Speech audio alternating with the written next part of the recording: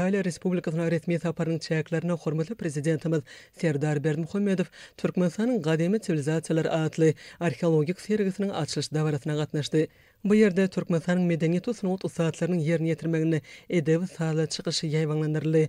Soňra bu ýerde Rim şäheriniň häkimi çykyş edip, müň ýyllyklaryň dowamyny Rimiň taryhynyň emele gelen ýeri Kapitoli bayryny möhüm wakanyň Türkmenistanyň gadymy sivilizasiýalar adly arheologik sergisiniň açylýanyny aýtdy. Soňra çykyş etmek üçin hormatly prezidentimize söz berildi.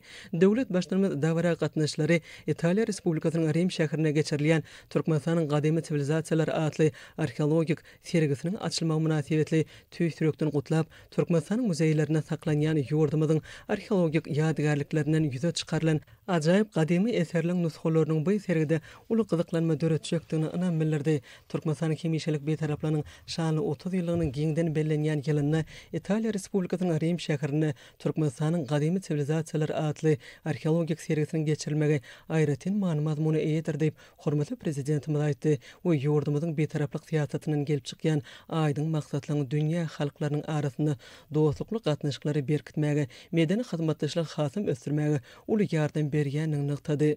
Sözüniň ahyryna döwlet başlary dawra gatnaşlary Türkmenistanyň gadymy sivilizasiýalar adly arheologik sergisiniň açylmagy münasibetli tüýsürekden gutlap, hemmelere berkjan saglyk, dörejlik üstünlüklerini arzu etdi.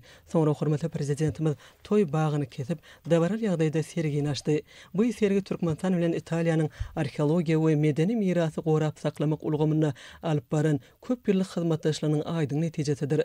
30 ýyldan gowrak wagt bäri Italiýanyň arheologlary türkmen kärdeşleri bilen bilelikde ýurdumyzyň çägine gazyw agtarış işlerini geçirip gelýärler. Bu netijeli hyzmatdaşlyk gymmatly taryhy tapynylary ýüze çykarmagy, öwrenmäge we olary halk köpçüligine tanışdyrmagy mümkinçilik berdi.